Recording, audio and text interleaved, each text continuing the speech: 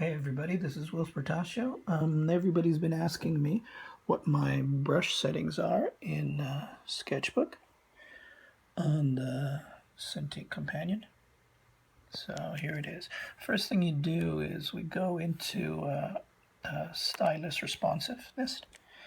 This is a slider that gives you less or more responsiveness to the pressure of the brush. I like it all the way up, so I put it all the way to more, so that I can have a thinner, thick line. I basically have two brushes, a pencil brush, which is the stock basic pencil brush.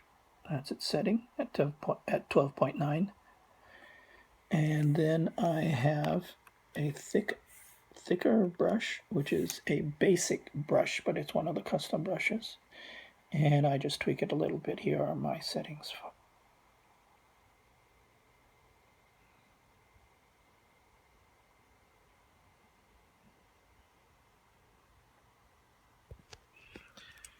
Okay, the first thing I do is I'll do a layout. Something like this.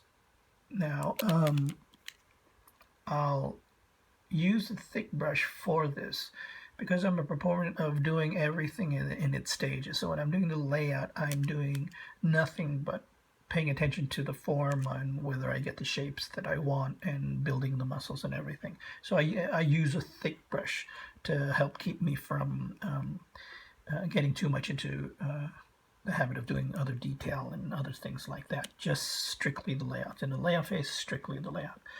And so here with a thick brush, the settings are such where I can, with very light controlled pressure, make nice thin lines, but very, very easily do these nice brush-like globs.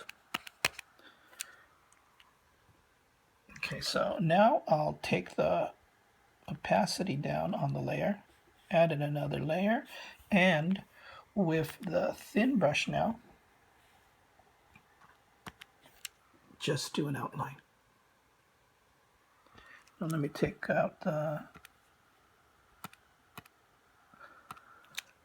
layout layer, and as you can see, it's not really a clean line, but it is line exactly where I want that outline to be. I'm not too worried about it not being too clean because later on I'll add in hatches, I'll add in maybe texture, I'll add in accents to the outline. I'm only right now interested in making sure I have the outline exactly where I want it to be. So now I'll go back to the thick brush and I will add in the spot blacks. Now, as you can see, this brush has a nice organic, I don't know, gloopiness to it. It's very much like a brush. So I can get sometimes, nice accidents. And I'll go, hey, that looks kind of interesting, and I'll keep that. That also helps keep everything a little more organic and less computerish looking. So then as a final step, I'll do then the hatches with the thin brush. And there's the final drawing. Now, one thing as a general rule in hatching is, like, let's say I have a black here.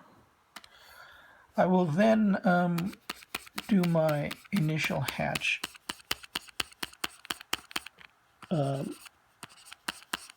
sometime, and I'll vary the line again in an effort to make it seem a little more organic.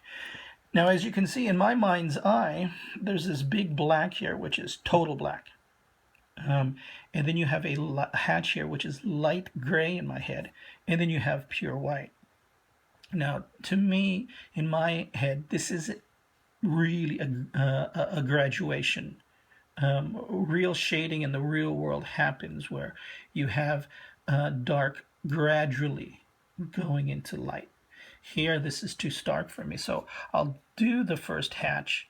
Then I'll do another hatch perpendicular to the original hatch, and basically I'll just scribble in until I get a nice graduation.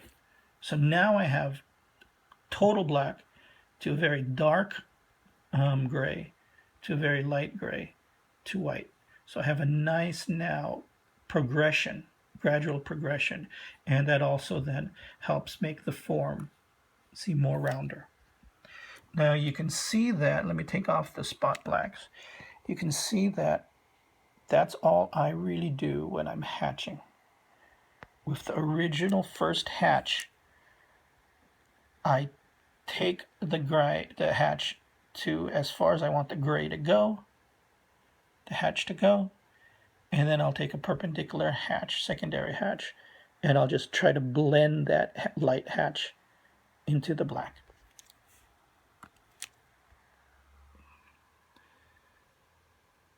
There you go. That's it, just 2 brushes, fairly basic brushes, and fairly basic technique. Thanks, guys.